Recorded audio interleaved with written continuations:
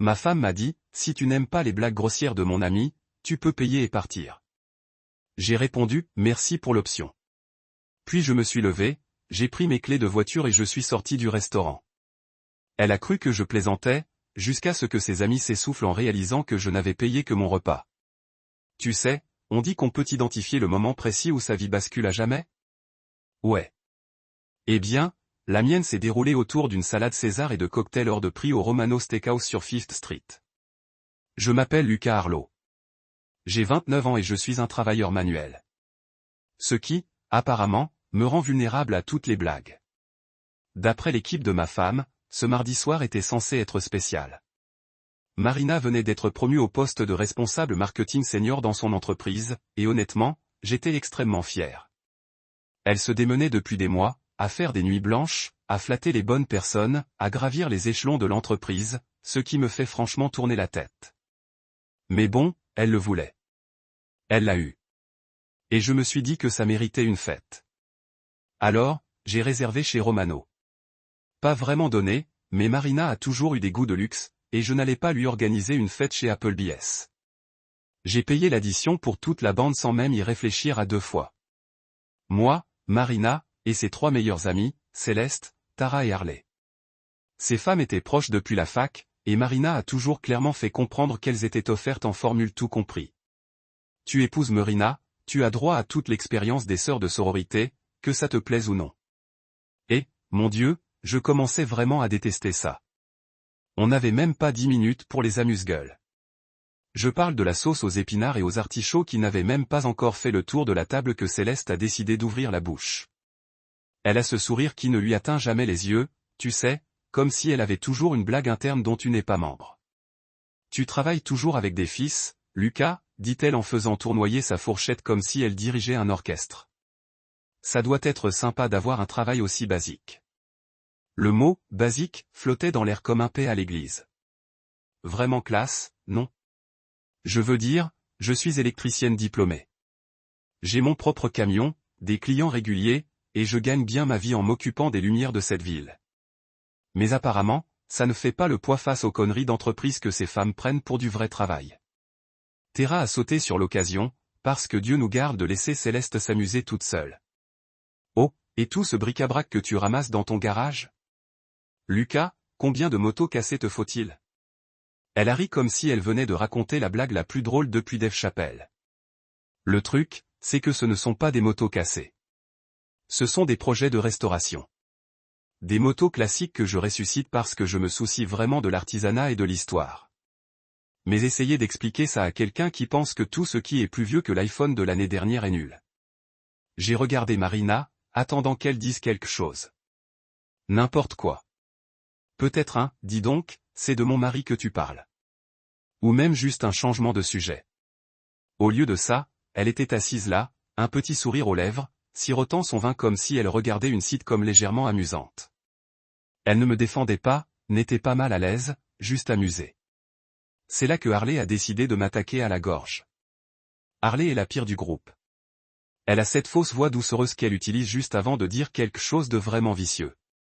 Tu sais, Marina, a-t-elle dit en se penchant vers moi comme si elle me confiait un grand secret. Tu pourrais vraiment faire mieux. Tu te souviens de Jasper, de ton séminaire de leadership? Ce type avait du potentiel.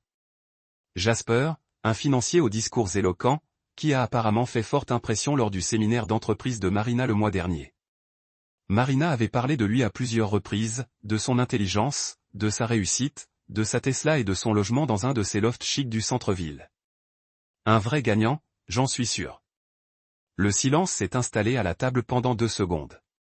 Et je me dis que Marina va peut-être enfin défendre son mari. Peut-être qu'elle va dire à ses amis de se calmer et de faire preuve de respect. Au lieu de cela, elle hausse les épaules. Elle hausse les épaules en fait et dit, si tu n'aimes pas les blagues de mon ami, Lucas, tu peux payer et partir. Comme ça.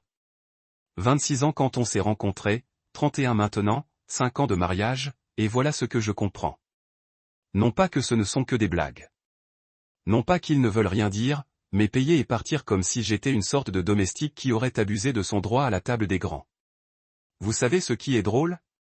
À ce moment-là, tout est devenu limpide. Tous ces petits commentaires au fil des ans, toutes ces fois où les amis de Marina oubliaient de m'inclure dans les plans de groupe, toutes ces conversations qui s'arrêtaient dès que j'entrais dans une pièce. Tout cela avait du sens. Je n'étais pas le mari de Marina pour ces gens. J'étais son projet caritatif, son petit projet ouvrier, quelque chose qu'elle gardait pour des raisons qu'elle-même ne pouvait probablement plus expliquer. Le silence s'éternisait comme une mauvaise chanson à la radio.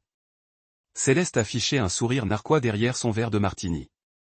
Théra consultait son téléphone comme si de rien n'était. Harley me regardait avec cette expression d'attente, comme si elle attendait que je m'excuse, que je supplie ou que je fasse une scène qui leur donnerait encore plus de matière à rire plus tard. Mais vous savez quoi? Je ne leur ai pas donné cette satisfaction. Je me suis levé calmement, sans bruit, comme si je m'excusais pour aller aux toilettes. J'ai fouillé dans ma poche arrière et j'ai sorti mon portefeuille, le vieux portefeuille en cuir que mon père m'avait offert à ma sortie de l'école de commerce.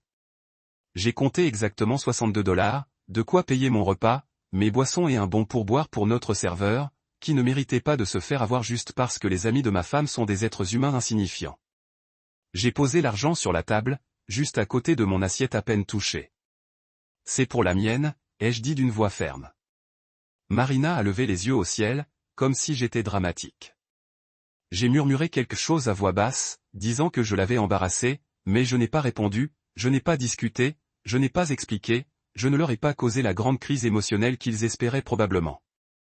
Je suis simplement sorti, j'ai sorti les clés de ma camionnette de ma poche et je me suis dirigé vers le parking, laissant derrière moi le son de leurs murmures choqués et la voix de plus en plus affolée de Marina qui m'appelait. Pour la première fois depuis des années, j'ai eu l'impression de pouvoir respirer à nouveau. Assis dans ma camionnette sur ce parking, les yeux rivés sur le volant et le tic-tac du moteur qui refroidissait, j'essayais de comprendre comment j'étais devenu la blague de mon propre mariage. Quand est-ce qu'aimer quelqu'un est devenu son distributeur automatique de billets et son punching ball personnel? Quand est-ce que pour le meilleur et pour le pire a commencé à signifier payer et se taire?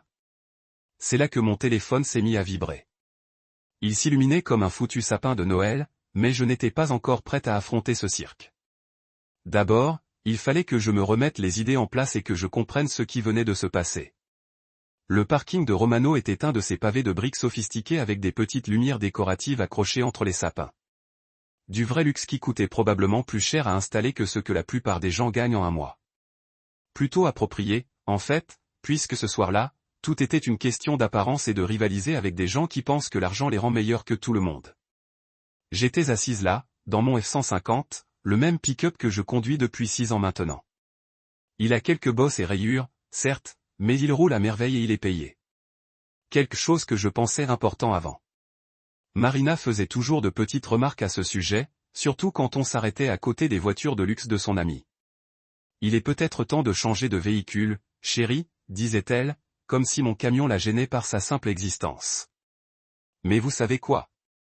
Ce camion a transporté des matériaux pour tous mes chantiers, aidé 3 voisins à déménager et ne m'a jamais laissé en plan sur le bord de la route. Apparemment, c'est plus que ce que je peux dire de beaucoup de gens dans ma vie. Le volant était froid sous mes mains, et je voyais mon souffle embuer légèrement le pare-brise. Octobre en ville, c'est toujours différent. Un jour, on est en t-shirt, le lendemain, on a besoin d'une veste. Un peu comme la vie peut basculer sans prévenir. Ce matin, je me suis réveillé en pensant être marié à quelqu'un qui me respectait. Ce soir, je suis assise sur un parking, me demandant quand j'étais devenue une telle risée pour la femme qui est censée m'aimer. Mon téléphone a encore vibré, et cette fois, je n'ai pas pu l'ignorer. L'écran affichait le nom de Marina avec une de ces photos de couple que nous avions prises à Noël dernier. On souriait tous les deux, son bras autour de mes épaules, l'air super heureux. C'est marrant comme les photos peuvent mentir, non? J'ai balayé l'écran pour voir le message. Lucas, reviens payer. Pas reviens parler. Pas je suis désolé pour ce qui s'est passé. Reviens payer comme si j'étais un distributeur ambulant qui a dépassé les bornes.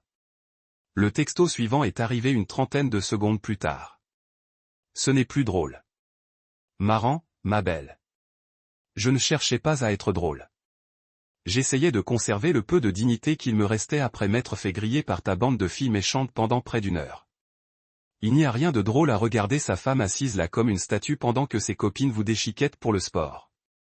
Puis est arrivé le 3e, et c'est là qu'on a vraiment senti la panique s'installer.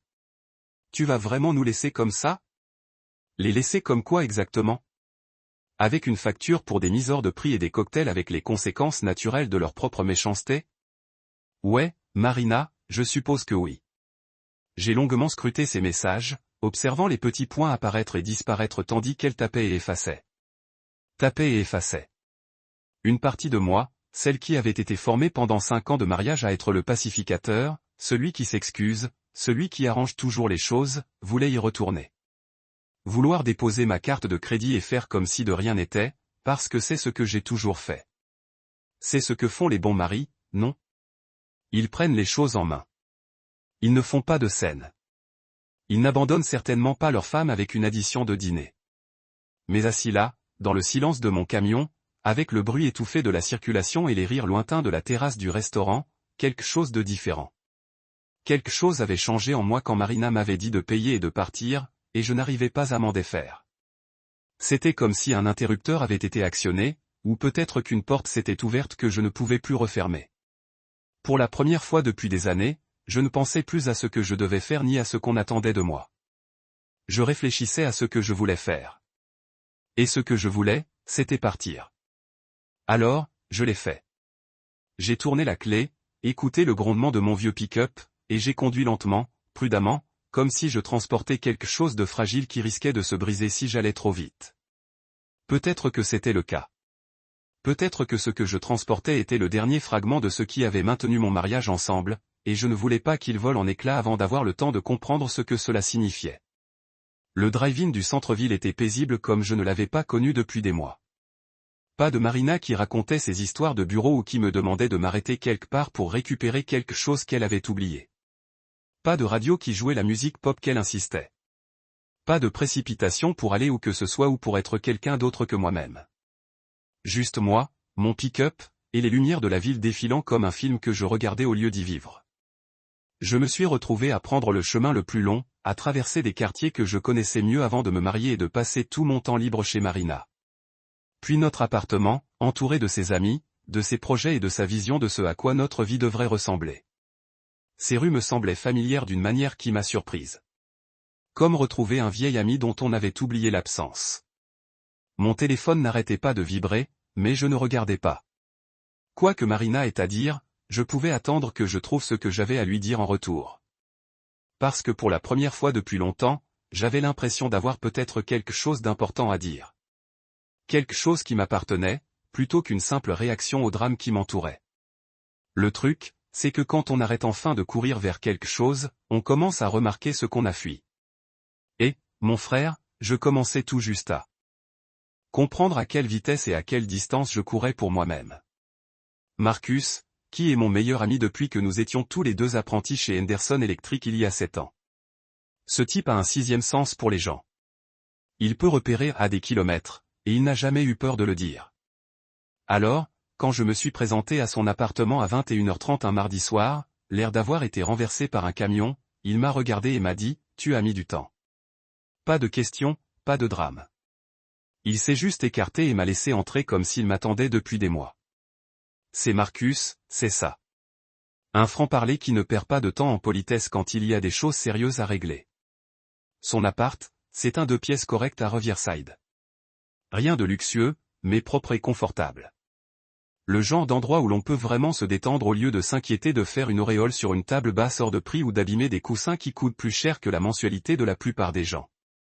Assieds-toi, a-t-il dit en désignant son canapé en cuir cabossé, le même qu'il avait depuis la fac, usé et mou aux bons endroits. Je vais faire du café. Marcus fait toujours du café quand la vie devient difficile. Il dit que c'est mieux que l'alcool parce qu'on a les idées plus claires. Et là, j'avais besoin de toute la clarté d'esprit possible. Tandis qu'il s'agitait dans la cuisine, j'ai enfin regardé mon téléphone, 12 appels manqués de Marina, 12 plus 3 messages vocaux que je n'étais pas encore prête à écouter, et une quinzaine de SMS qui devenaient de plus en plus frénétiques au fil de la soirée. Où es-tu? C'est ridicule. Rappelle-moi tout de suite. Des trucs vraiment matures qui m'ont vraiment donné envie de rentrer en courant et de m'excuser d'avoir eu l'audace de partir après qu'on me l'ait demandé. Marcus est revenu avec 2 tasses de café noir fumant. Pas de cette crème à la crème sophistiquée que Marina exigeait toujours, et il s'est installé dans son vieux fauteuil inclinable. D'accord, a-t-il dit. Fais-moi la peau. Qu'est-ce qui a fini par me faire? Pas ce qui s'est passé ou ça va, mais qu'est-ce qui a finalement fait ça? Comme je l'ai dit, ce type a un sixième sens.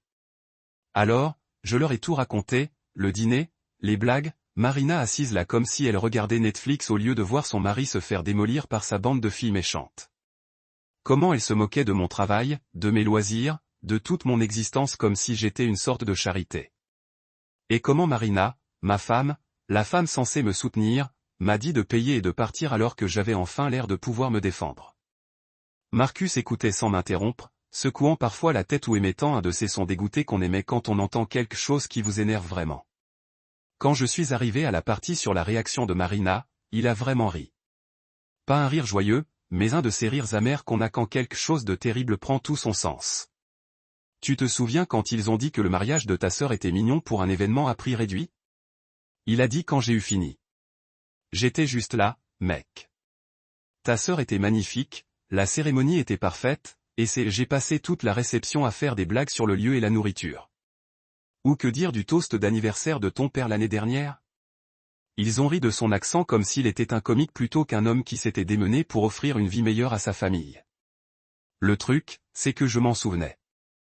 Je me souvenais de tout. Mais j'avais passé tellement de temps à me trouver des excuses et à me dire que ce n'était pas si grave que j'étais presque convaincu que c'était normal. Les amies se moquent entre elles, non.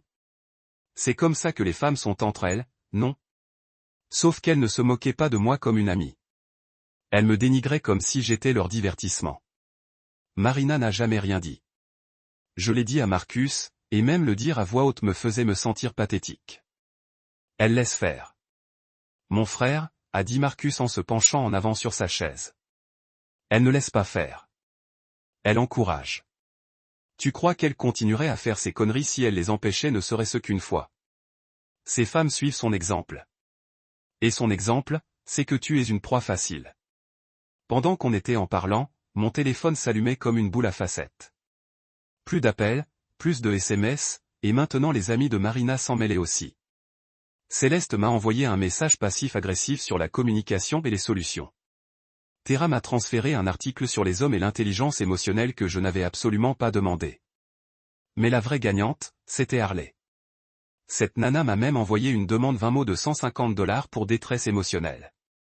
J'ai montré le téléphone à Marcus et il a failli recracher son café. Détresse émotionnelle? Tu te moques de moi? Elle t'a causé de la détresse émotionnelle et maintenant elle veut que tu la paies pour ça. C'est comme frapper quelqu'un au visage et le faire payer pour t'avoir blessé les articulations. C'est là que j'ai pris la décision qui aurait probablement dû être prise il y a des mois. Je les ai tous bloqués. Marina, Céleste, Tera, Harley, toute la bande toxique a été coupée en quelques clics rapides sur l'écran de mon téléphone. Le silence soudain était presque choquant, comme quand on ne se rend pas compte du volume de la télévision avant que quelqu'un ne l'éteigne. Bien, a dit Marcus quand je lui ai raconté ce que j'avais fait. Ces gens sont un poison, mec. Ils minent ta confiance en toi à petit feu depuis des années, et Marina leur tient la porte ouverte. Marcus m'a laissé dormir sur son canapé ce soir-là. Il m'a jeté un oreiller et une de ses vieilles couvertures sans que ce soit bizarre ni me demander combien de temps je devrais rester. Il a juste pris soin de son ami, parce que c'est ce que font les vrais amis. Alors que j'étais allongé dans le noir, écoutant les bruits lointains de la ville à travers ses fenêtres, j'ai ressenti quelque chose que je n'avais pas ressenti depuis longtemps. La paix. Pas de Marina qui se tournait et se retournait à côté de moi, marmonnant à propos du stress du travail. Pas d'anxiété face au drame du lendemain. Juste du calme et de l'espace pour réfléchir.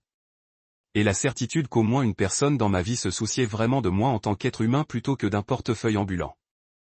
Je me suis réveillé le lendemain matin avec l'impression d'avoir été renversé par un train de marchandises, mais pas de la manière dont on pourrait s'y attendre. Mon dos était raide à force de dormir sur le canapé de Marcus. Certes, mais mentalement. Mentalement, je me sentais plus lucide que je ne l'avais été depuis des mois.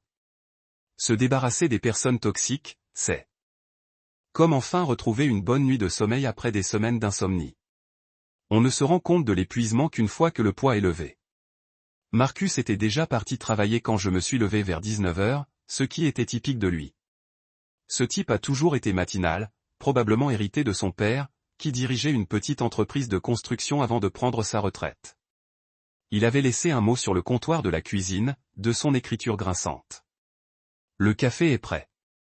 Reste aussi longtemps que tu veux. Les clés sous le paillasson si tu sors. Ne fais pas de bêtises. Du Marcus classique, une aide pratique avec un petit conseil fraternel. J'étais à la moitié de ma deuxième tasse de café quand mon téléphone a sonné. Numéro inconnu, ce qui m'a immédiatement mis sur les nerfs, car j'avais bloqué tout le monde pour le désastre de la nuit dernière, mais la curiosité a pris le dessus et j'ai décroché. Lucas, on peut parler ? La voix de Marina m'a frappé comme une claque. Elle m'appelait depuis son bureau, probablement parce qu'elle avait compris que j'avais bloqué son numéro personnel. Bien joué, en fait. Je devais lui rendre hommage pour sa détermination. Bien sûr, ai-je dit en me rasseyant sur la chaise de cuisine de Marcus. On parle. Il y a eu un silence, comme si elle s'attendait à ce que j'en dise plus, ou peut-être que je m'excuse d'emblée. Comme je ne ressentais pas le silence, elle s'est éclaircie la gorge et s'est lancée dans ce qui ressemblait à un discours qu'elle avait répété. Lucas, je crois qu'on devrait s'asseoir et discuter de ce qui s'est passé hier soir comme des adultes. Tu peux rentrer à la maison, s'il te plaît, qu'on règle ça ? À la maison ? C'est drôle comme ce mot n'avait plus le même poids qu'avant. Je suis bien où je suis. Je lui ai dit, si tu veux parler, on peut parler tout de suite. Un autre silence, et je pouvais presque l'entendre grincer des dents. Marina déteste quand les choses ne se passent pas comme prévu. Et visiblement, je ne lisais pas à la bonne page. C'est ridicule, Lucas. Tu es puéril et hypersensible. As-tu une idée de ma gêne hier soir ? Gênée ? Elle était gênée. Ni désolée, ni pleine de regrets, ni préoccupée par ce que je ressentais. Gênée.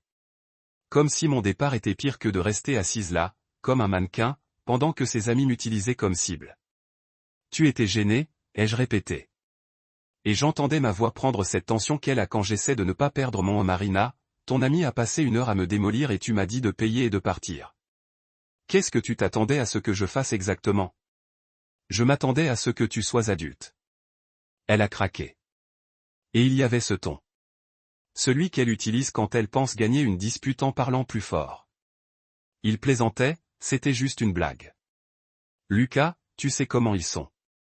Mais tu as transformé ça en une énorme scène dramatique et tu m'as humilié devant mes amis. C'était juste une blague, non ? Parce que rien n'est plus amical que de suggérer que le mari de ton ami n'est pas assez bien pour elle et de mentionner d'autres hommes qu'elle devrait être. Je vais plutôt sortir avec quelqu'un. Je n'ai pas fait de scène, Marina. J'ai payé mon repas et je suis parti discrètement. Tu m'as dit de partir, alors j'ai suivi les instructions. Tu m'as laissé avec une facture de $400, Lucas. Et voilà, le vrai problème. Non pas qu'on m'ait manqué de respect, non pas que notre mariage était apparemment une blague récurrente dans son entourage, mais qu'elle se soit retrouvée coincée à payer le dîner. Comment étais-je censé expliquer ça à mes amis ? J'ai payé le mien, ai-je dit, et j'ai gardé une voix calme même en voyant raide. Tu les as laissés m'insulter pendant que tu souriais et buvais du vin. Je ne paie pas pour être manqué de respect en public, Marina. Ce n'est pas comme ça que ça marche. Le silence a duré si longtemps que j'ai cru qu'elle avait raccroché. Puis elle est revenue avec cette voix que je n'avais jamais entendue auparavant. Froide, calculatrice, comme si elle parlait à un inconnu plutôt qu'à son mari. Tu vas vraiment détruire notre mariage pour ça ? Pour des blagues anodines. Des blagues anodines. 5 ans de mariage et elle n'a toujours pas compris. Je n'avais pas compris que voir son conjoint se laisser abattre par d'autres n'est pas quelque chose qu'on oublie en riant. Je ne détruis rien, Marina. Je ne participe juste plus à ma propre humiliation. C'est laquelle a vraiment pété les plombs. Elle a commencé à hurler que j'étais dramatique, que je foutais tout ce qu'on avait construit ensemble en l'air, que je la mettais dans l'embarras au travail en ne rentrant pas. Tout ça. Je l'ai laissé se défouler 2 minutes. Puis j'ai raccroché, j'ai appuyé sur la touche, raccroché, et je suis retourné à mon café. Mon téléphone s'est remis à sonner immédiatement. Un numéro inconnu, cette fois. Je n'ai pas répondu. Puis un autre appel, puis un autre. Elle essayait toutes les lignes du bureau possibles et imaginables, rendant probablement ses collègues dingues avec ses drames. J'ai mis le téléphone en mode silencieux et j'ai essayé de profiter du silence.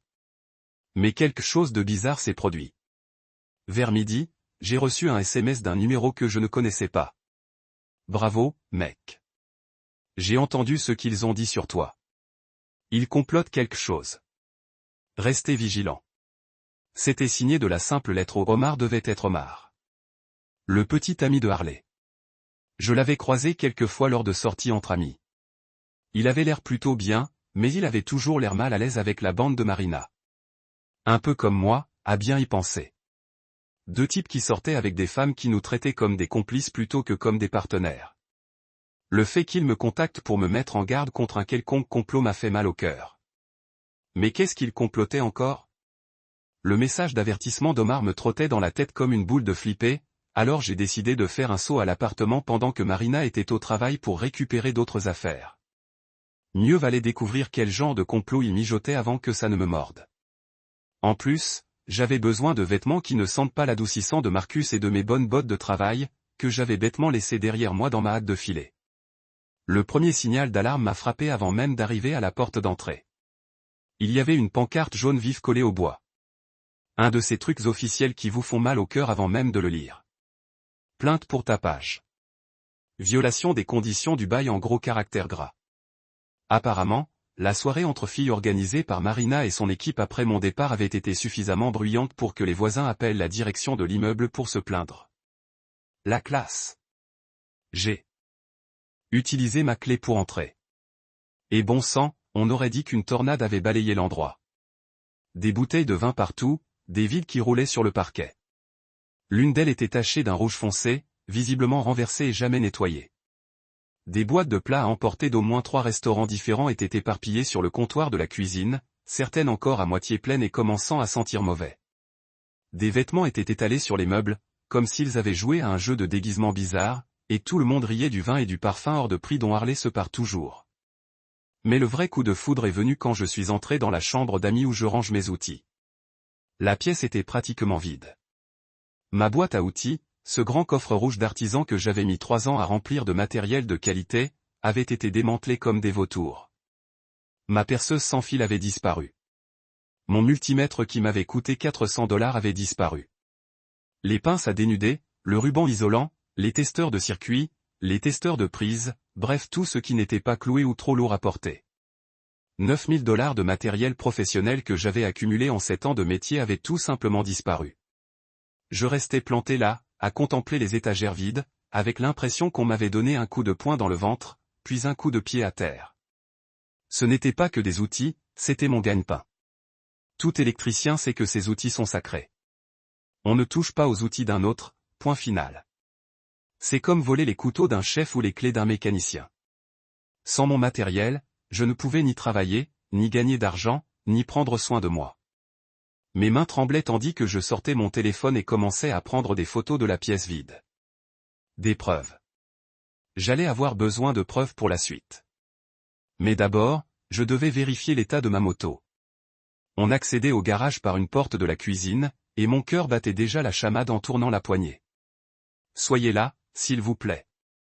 Soyez là, s'il vous plaît, pensais-je sans cesse. Mais bien sûr, la vie en avait décidé autrement. L'endroit où ma Kawasaki KZ1000 de 1978 était vide, à l'exception d'une petite tache d'huile sur le sol en béton. 3 ans de travaux de restauration. Chaque week-end passé à reconstruire minutieusement cette belle machine de A à Z, et elle avait disparu. Je suis remonté en courant et j'ai allumé mon ordinateur portable, mes doigts sur le clavier volant en cherchant sur Craigslist. Je l'ai rapidement trouvé. Ma moto était affichée dans la catégorie moto à vendre, avec le titre « Mécanicien, besoins spéciaux, $2000 au BO ». Les photos étaient horribles. Visiblement prises à la va-vite, mais c'était bien ma Kawasaki. Mon projet de restauration, qui valait au moins $8000 dans son état actuel, a été vendu pour une bouchée de pain par quelqu'un qui n'y connaissait rien aux motos classiques. L'annonce était publiée sous l'adresse email de Marina, sans même chercher à le cacher. Ma femme vendait mes affaires en ligne comme si j'étais mort. La description était insultante, en plus. Je vends pour mon ex-mari qui a laissé un tas de ferraille. La moto fonctionne, mais nécessite beaucoup de travail. Paiement comptant uniquement, pas de sous-estimation. Ex-mari, une ferraille. Je n'étais même pas encore officiellement son ex-mari, et elle était déjà en train de réécrire l'histoire pour me faire passer pour un bon à rien qui avait abandonné ses responsabilités et qui traitait ma fierté de ferraille. Ça m'a fait plus mal que tout le reste. J'ai tout capturé en capture d'écran, l'annonce, les photos, la description, l'horodatage de la publication. Puis j'ai commencé à fouiller sur Facebook Marketplace et j'ai trouvé 3 de mes outils les plus chers déjà vendus. Mon tire-fil pneumatique, qui m'avait coûté $1200, est parti chez un entrepreneur du Queens pour $300. Mon oscilloscope a été vendu pour une fraction de sa valeur à un étudiant qui ne savait probablement même pas à quoi il servait. C'est là que j'ai appelé la police. Assise dans mon appartement détruit, entouré des preuves de ce qui ne pouvait être décrit que comme un vol, j'ai composé le 911. La standardiste était professionnelle, mais pas vraiment encourageante. Monsieur, si vous avez une preuve de propriété et que vous pouvez documenter le vol, vous pouvez porter plainte, m'a-t-elle dit. Mais comme vous êtes mariés et que vous vivez ensemble, ça se complique. Il vous faudra des reçus, des photos, des numéros de série, bref tout ce qu'il vous faut pour prouver que ces objets vous appartiennent. Compliqué, non? Parce qu'apparemment, être marié donne le droit à quelqu'un de voler vos affaires et de les revendre en ligne. Mais j'avais ce qu'il me fallait, des reçus de plusieurs années pour chaque achat d'outils importants. Des photos de ma moto à différents stades de restauration, même le titre de propriété et la carte grise d'origine. J'avais toujours fait attention à ce genre de choses. En partie parce que les bons outils coûtent cher, et en partie parce que mon père m'avait toujours appris à garder une trace de mes achats importants. J'ai passé les 2 heures suivantes à monter mon dossier, à imprimer des captures d'écran, à classer les reçus, à dresser des listes avec les numéros de série et les dates d'achat. Le policier qui est venu prendre ma déposition était un homme d'un certain âge, probablement proche de la retraite, qui a inspecté le rayon poubelle et a secoué la tête comme s'il avait déjà vu ce genre de choses.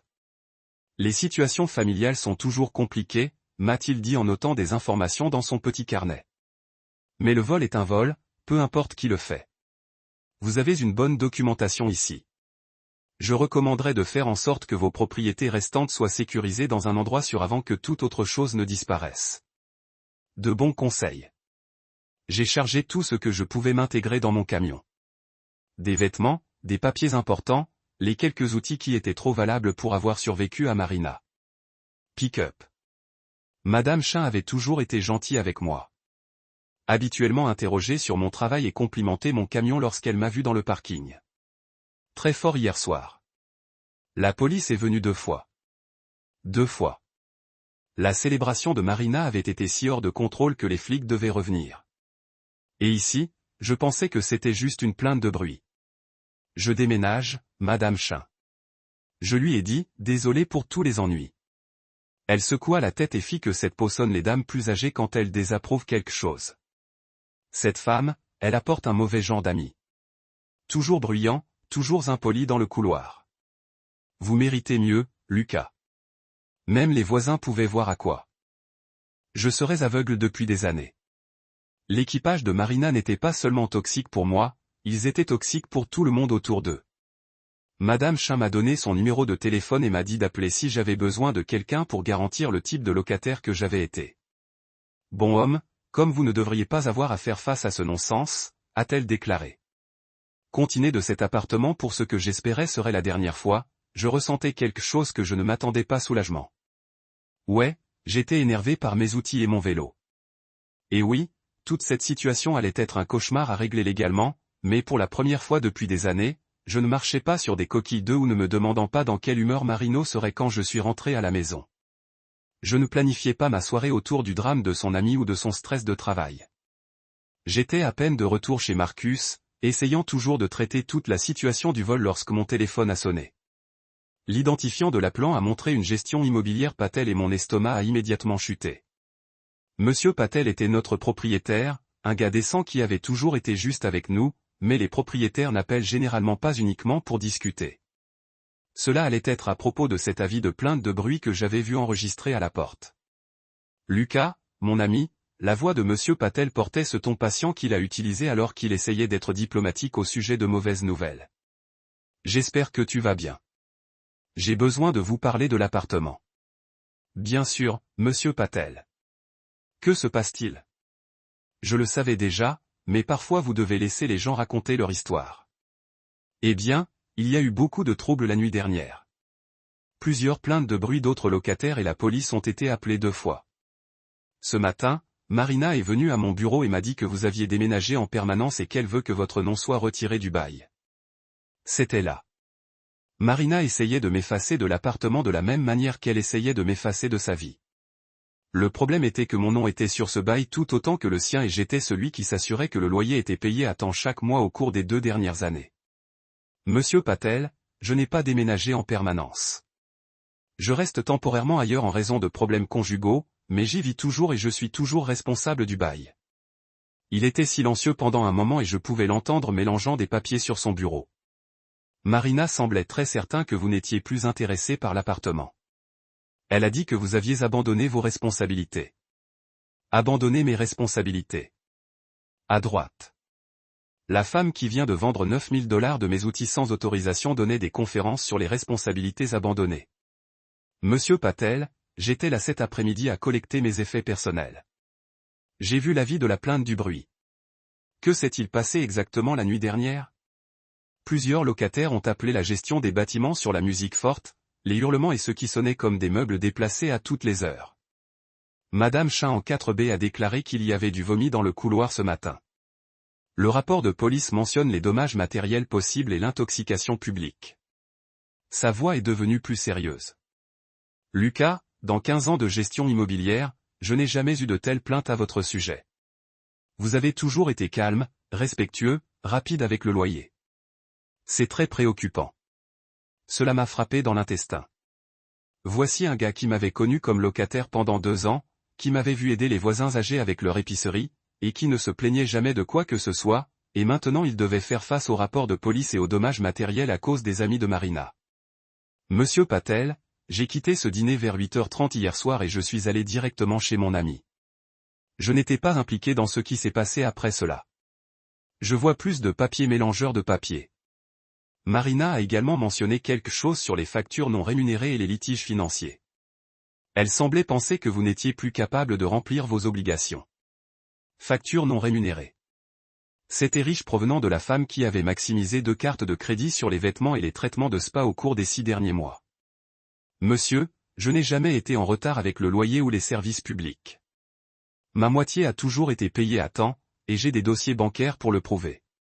S'il y a des factures non rémunérées, ils ne sont pas les miens. Monsieur Patel était silencieux pendant un long moment, et je pouvais pratiquement l'entendre réfléchir. Enfin, il a parlé. Lucas, vous avez toujours été un bon locataire. Honnête, responsable, aucun problème. Si vous voulez reprendre entièrement le bail, je suis prêt à travailler avec vous. L'appartement a besoin de réparation après la nuit dernière de toute façon, mais j'aurai besoin de l'accord de Marina pour la retirer du bail ou nous devrons le résilier pour vous deux et recommencer. Cela a attiré mon attention. Reprenant le bail signifiait que Marina devrait trouver ailleurs pour vivre. Et compte tenu de ses habitudes de dépenses et du fait que la plupart de ses revenus sont allés aux vêtements de créateurs et aux dîners chers, je n'étais pas sûr qu'elle pouvait se permettre une place seule. De quel type de réparation parlons-nous, monsieur Patel? Des taches de vin rouge sur les planchers de bois franc qui peuvent nécessiter une finition. Les dommages à la porte de la salle de bain qui ressemble à quelqu'un qui l'a botté. Verre cassé qui était apparemment balayé sous le réfrigérateur plutôt que correctement nettoyé. Et l'ensemble de l'appartement a besoin d'un nettoyage professionnel pour répondre à ce que je ne peux décrire que comme une odeur très désagréable. Jésus. La célébration de Marina s'était transformée en une fête de maison à part entière de l'enfer. Combien parlons-nous pour des dommages? Au moins $800, peut-être plus, selon que le sol peut être remis en place ou doit être remplacé. Le bail indique clairement que les locataires sont responsables des dommages au-delà de l'usure normale. Pendant que nous parlions, j'ai reçu une notification de texte et j'ai baissé mon téléphone par habitude. C'était une capture d'écran de quelqu'un que je ne reconnaissais pas ressemblait à une inscription sur le marché Facebook pour mon multimètre Fluke, le cher que j'ai utilisé pour les travaux commerciaux. Marina l'avait mis en vente il y a 3 heures, la décrivant comme un équipement électronique laissé par l'ex-colocataire. Ex-colocataire, pas ex-mari, pas un étrange conjoint, mais ex-colocataire. Comme notre mariage de 5 ans était juste un accord de vie. Décontracté qui avait suivi son cours. Et elle vendait toujours mes affaires même après avoir été de retour dans l'appartement et tout documenté pour le rapport de police. Monsieur Patel, dis-je, essayant de garder la colère hors de ma voix. Je voudrais discuter de la prise en charge du bail. Marina a vendu mes biens personnels sans autorisation, et je pense que c'est mieux si nous gérons cette séparation proprement. Comment pouvons-nous y arriver? J'aurai besoin de parler d'abord avec Marina. Si elle accepte d'être retirée du bail, nous pouvons rédiger de nouveaux documents. Mais Lucas, je dois vous dire que si ces types de perturbations se poursuivent, je n'aurai pas d'autre choix que de commencer les procédures d'expulsion. Mes autres locataires ont également des droits. Compris. Etage Patel, je veux être clair que je prends l'entière responsabilité des dommages de la nuit dernière, même si je n'étais pas là. Je vais couvrir les coûts de réparation et le nettoyage. Je veux juste que ce soit géré correctement. Tu es un homme bon, Lucas. J'appellerai Marina aujourd'hui et discuterai de la situation du bail, mais je vous suggère de tout documenter. Les dommages matériels, les articles manquants, tout cela. Ces situations peuvent devenir très compliquées très rapidement. Après avoir raccroché, je me suis assis dans la cuisine de Marcus en regardant mon téléphone. Un autre texte était venu avec plus de captures d'écran. Marina avait publié mon pilote d'impact sans fil, mon testeur de tension et mon bon phare sur diverses plateformes de vente. Elle liquidait toute ma boîte à outils professionnelle pièce par pièce, probablement pour payer les dégâts de la nuit dernière et les autres factures qu'elle avait accumulées. J'ai commencé à faire une liste de tout ce que j'avais vu publier en ligne, en prenant des captures d'écran des annonces et en notant les prix qu'elle demandait. La majeure partie était bien en dessous de la valeur marchande, comme elle voulait juste se débarrasser de la substance le plus rapidement possible. Mon conducteur d'impact qui m'a coûté $300 a été répertorié pour 75. Mon testeur de tension a affiché $40 alors qu'il valait au moins 2 cents. Ce n'était pas seulement un vol. C'était la destruction vindicative de ma capacité à gagner sa vie. Et maintenant, elle essayait de me lancer de mon propre appartement en plus. J'avais besoin de sortir le reste de mes affaires avant que Marina ne puisse la vendre ou la jeter accidentellement. Alors, je suis retourné au complexe d'appartements une fois de plus. C'était tout, le nettoyage final. La dernière fois, je devrais faire face à cet endroit et à tous les souvenirs toxiques qu'il détenait. J'avais déjà appelé à l'avance et laissé un message sur l'appartement, la messagerie vocale pour faire savoir à Marina que je viendrais juste pour garder les choses légales et au-dessus de la pension. La dernière chose dont j'avais besoin, c'était qu'elle prétend que j'intrusion ou un autre drame. Marcus m'avait laissé emprunter son camion car le mien était déjà chargé de boîtes et j'étais reconnaissant pour l'espace supplémentaire. Il y avait encore des choses importantes que je ne pouvais pas me permettre de perdre. Mes manuels de réparation de moto, ma collection de pièces de vélo vintage qui valait plus que la plupart des gens ne réalisaient, et l'ancien coffre à outils de mon père qui avait une valeur sentimentale, même si cela ne valait pas beaucoup d'argent. Je chargeais la dernière boîte de magazines de moto à l'arrière de la camionnette de Marcus lorsque j'ai entendu le son familier de la Honda Civic de Marina s'arrêter dans le parking. Elle avait probablement sorti le travail tôt pour me rattraper là-bas, espérant peut-être une sorte de confrontation dramatique qui me ferait ressembler au méchant. J'ai continué à charger des boîtes, essayant de rester concentré sur la tâche à accomplir au lieu que le nœud se forme dans mon estomac. « Qu'est-ce que tu fais ?» La voix de Marina a traversé l'air de l'après-midi comme un couteau rouillé. Elle traversait pratiquement le parking, ses talons au cliquant contre l'asphalte de cette manière frénétique qui signifiait qu'elle était énervée et essayait de maintenir une certaine dignité en même temps. En supprimant ma propriété avant d'en vendre davantage, dis-je sans lever les yeux du lit de camion. Je réorganisais les boîtes pour que tout s'adapte. Prendre mon temps parce que je savais que cela l'agile. Marina déteste être ignorée, surtout quand elle essaie de commencer un argument. Vous ne pouvez pas tout prendre, a-t-elle cassé, s'arrêtant juste à côté du camion. Certains de ces trucs sont les nôtres, pas seulement le vôtre. Nous avons acheté des choses ensemble, Lucas. Je l'ai finalement regardée, je l'ai vraiment regardée, et c'était bizarre de voir à quel point elle semblait différente. Même personne, même visage, même tenue chère qu'elle a probablement facturée à l'une de nos cartes de crédit. Mais quelque chose avait changé. C'est peut-être moi qui a changé. Marina, j'ai documenté tout ce que je prends. C'est tout ce qui était à moi avant que nous nous marions ou des choses que j'ai achetées avec mon propre argent. Je ne prends rien qui appartient à nous deux. J'avais besoin d'argent, a-t-elle dit, et pendant une seconde, sa voix est devenue plus petite, moins agressive. Tu m'as laissé avec des factures, Lucas. Le dîner, les dommages-intérêts de l'appartement, mes paiements par carte de crédit. Que devais-je faire? Vous m'avez dit de partir, dis-je, fermant le haillon avec plus de force que nécessaire. Je viens de suivre vos conseils. J'ai commencé à marcher vers l'immeuble pour obtenir le dolly que j'avais emprunté à Marcus, mais Marina m'a suivi. C'était différent. C'était juste j'étais bouleversé. Je ne voulais pas que vous partions réellement de façon permanente. Elle marchait vite pour me suivre. Ses talons la faisant vaciller un peu sur le pavé inégal. Nous pouvons résoudre ce problème, Lucas. Les couples se battent. Cela ne signifie pas que nous jetons 5 ans de mariage. 5 ans de mariage. C'est drôle comment elle a évoqué cela maintenant après avoir passé Dieu sait combien de temps pour laisser ses amis traiter ces 5 années comme s'ils étaient une sorte de blague. Marina, ce n'est pas un seul combat. Il s'agit de vous assis là en souriant pendant que vos amis m'ont déchiré. Il s'agit de vendre mes outils sans demander.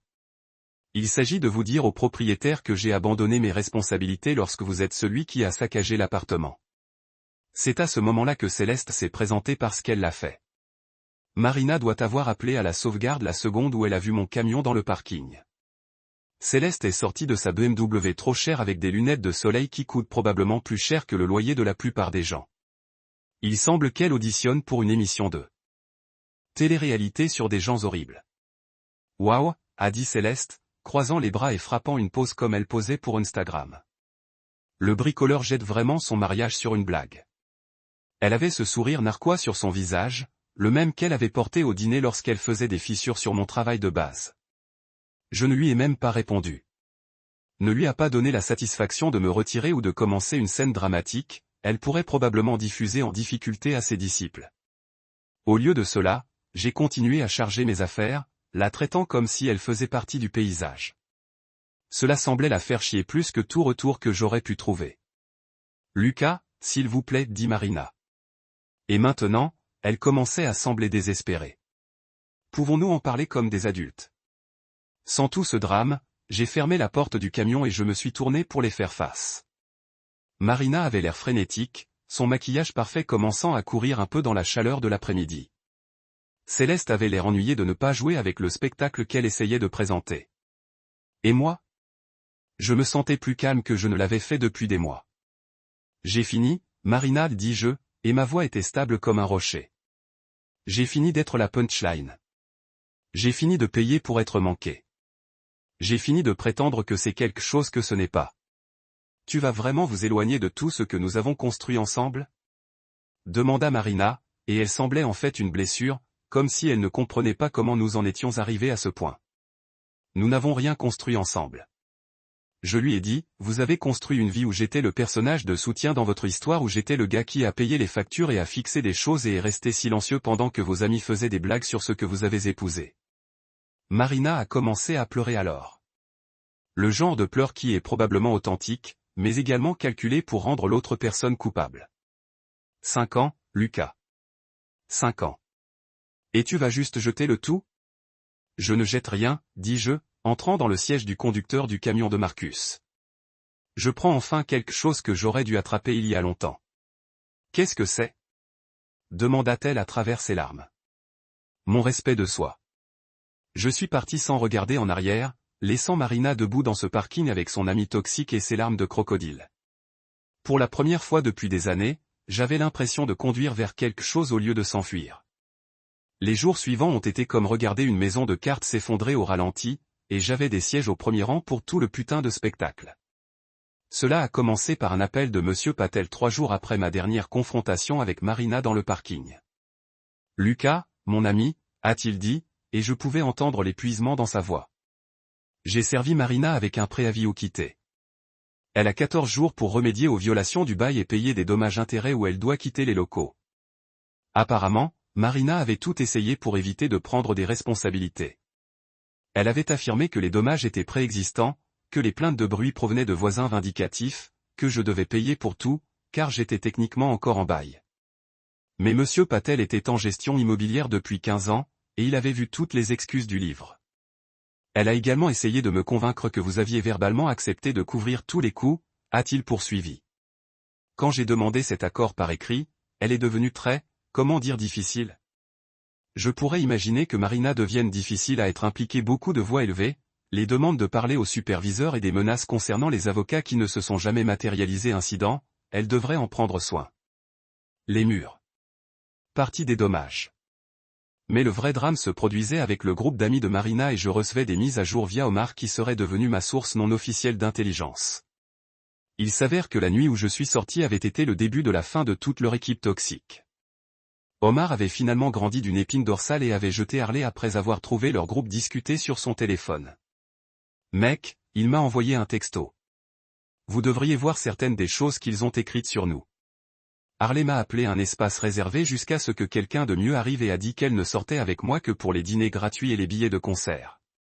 Céleste a été licenciée de son emploi de marketing après que les RH ont découvert qu'elle utilisait le groupe d'entreprise pour les collègues de Trash Talk de la même manière qu'elle me parlait depuis des années. Apparemment, l'un de ses collègues avait des captures d'écran d'elle appelant le directeur de bureau une grosse vache qui a culminé au lycée et a fait des blagues sur l'accent d'un client. Les entreprises américaines pourraient supporter beaucoup de bêtises, mais elles tracent la ligne des problèmes de responsabilité. Le petit ami de Tara, Mike, a découvert le chat de groupe, aussi, et il ne l'a pas bien pris quand il a découvert qu'elle l'appelait ennuyeux et se plaignait de ses dates bon marché à ses amis.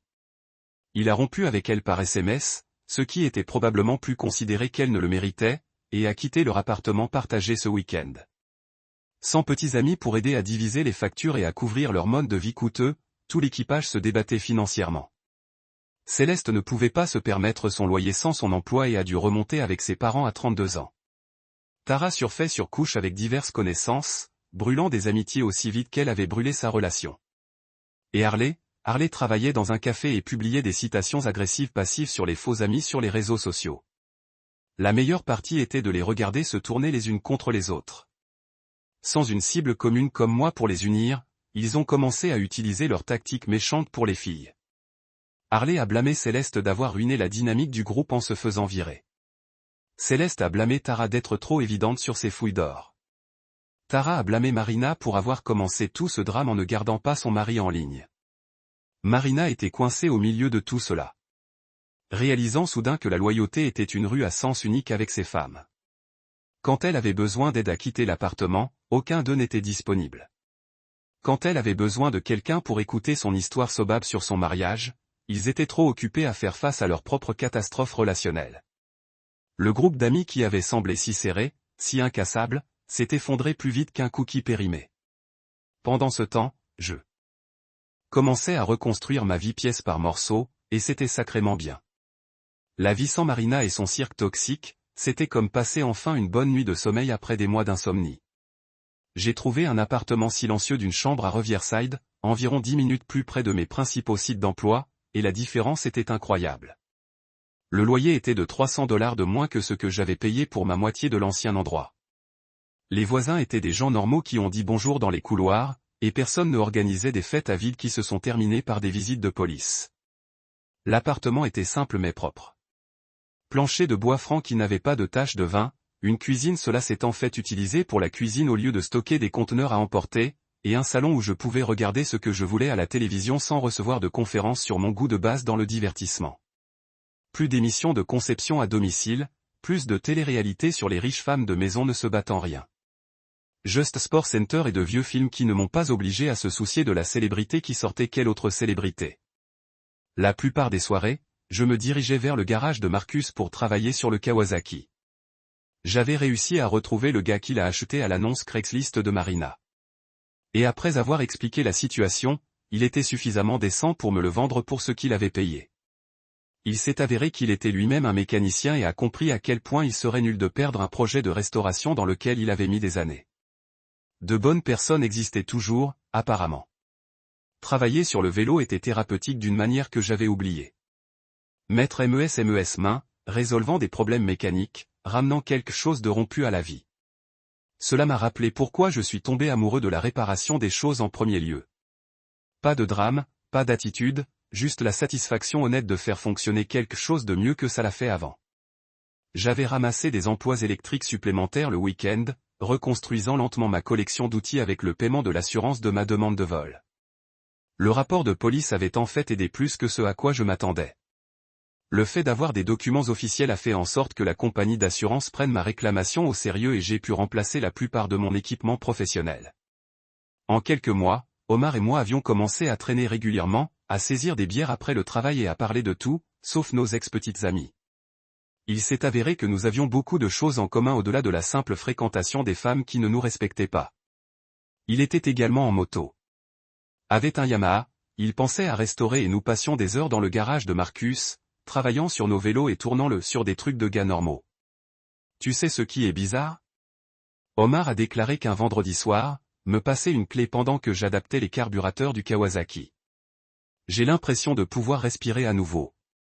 Comme si je ne savais pas combien d'énergie je passais à essayer de garder Harley. Je savais exactement ce qu'il voulait dire. Pour la première fois depuis des années, je ne marchais pas coquille d'œuf ou planifiais ma journée autour des balançoires d'humeur de quelqu'un d'autre. Je ne recevais pas de conférences sur mes hobbies ou mes amis ou mon travail. Je vivais juste ma vie, faisant mes propres choix, étant moi-même sans avoir à en s'excuser. Ma maman m'a appelé le dimanche suivant comme elle l'a fait chaque semaine. Et à mi-chemin de notre conversation, elle s'est arrêtée au milieu de la phrase. Tu as l'air différent, Lucas, a-t-elle dit. Plus léger, plus heureux, comme si vous appréciez à nouveau votre vie. Elle avait raison. Pour la première fois depuis longtemps, je l'étais. 6 mois après mon sortie du steakhouse de Romano, Marina m'a envoyé un texte que je m'attendais à moitié et à moitié redoutant. Il est venu un mardi matin alors que je prenais un café et que je me préparais pour le travail. Juste un simple message qui a probablement pris 16 heures à écrire. J'aurais dû vous défendre. Je suis désolé. Pouvons-nous réessayer? J'ai regardé ce texte pendant longtemps, le lisant encore et encore pendant que mon café avait froid. Une partie de moi, la partie qui se souvenait des bons moments du début de notre relation avant que ses amis ne deviennent une si grande influence, ressentit quelque chose. C'était peut-être la nostalgie. Peut-être que c'était de l'amour. Ou peut-être que c'était juste l'instinct humain de vouloir la fermeture de quelqu'un qui avait été une si grande partie de ma vie. Mais tu sais ce que j'ai fait? Rien. J'ai supprimé le message et je suis allé travailler. Parce que voici la chose. Désolé, ne répare pas 5 ans à laisser les gens traiter votre mari comme des ordures. Désolé ne me rend pas les outils qu'elle a vendus ou le respect de soi que j'ai perdu assis à cette table de dîner. Désolé ne change pas le fait que lorsque Push est venue à pousser, elle a choisi ses amis toxiques au cours de son mariage à chaque fois. Les conséquences de notre scission avaient été exactement ce à quoi vous vous attendiez. Marina est retournée avec sa mère dans le New Jersey, une femme de 45 ans qui dormait dans sa chambre d'enfance parce qu'elle n'avait jamais appris à vivre dans ses moyens. Son groupe d'amis avait complètement implosé. Céleste vivait toujours avec ses parents et travaillait au détail. Tara sortait avec un gars qu'elle a rencontré sur une application de rencontre qui ne connaissait pas son or creuser l'histoire encore. Et Harley publiait des citations inspirantes sur les nouveaux débuts tout en servant des lattes aux collégiens. Ils ont blâmé Marina pour tout. Bien sûr, dans leur logique tordue, si elle m'avait juste gardé la ligne mieux, aucun de leurs drames ne serait arrivé. Si elle avait été une meilleure épouse, je n'aurais pas réagi de manière excessive à leurs blagues inoffensives. Si elle avait géré la situation différemment, ils vivraient tous leur vie fantastique où les conséquences n'existaient pas. Pendant ce temps, je prospère. Le Kawasaki courait comme un rêve, se dépêchant dans les rues comme la beauté classique qu'elle était censée être. Ma collection d'outils était meilleure que jamais, et j'avais construit une base solide de clients réguliers qui appréciaient le travail de qualité et les prix équitables. Omar et moi étions devenus de véritables amis. Le genre qui se présente lorsque vous avez besoin d'aide à bouger ou que vous voulez simplement prendre une bière et regarder le match. Ma mère avait raison. Je semblais plus léger. En fer, je me sentais plus léger. Comme si je transportais un sac à dos. Plein de rochers depuis des années et j'ai finalement compris que je pouvais juste le poser et s'éloignez-vous. Parfois, la chose la plus forte que vous puissiez faire n'est pas de riposter ou de faire un gros geste dramatique. Parfois, il s'éloigne des gens qui n'apprécient pas ce que vous apportez à leur vie. Marina et son équipage pensaient que je reviendrais ramper, checkbook à la main, prête à s'excuser d'avoir fait en sorte que le culot de l'attente de base. Au lieu de cela, se sont eux qui paient le prix pour traiter les gens comme un divertissement jetable. Et moi, je vis ma meilleure vie, un jour à la fois, entouré de gens qui se soucient de moi en tant qu'être humain au lieu d'un guichet automatique. Il s'avère que la blague était sur eux tout au long.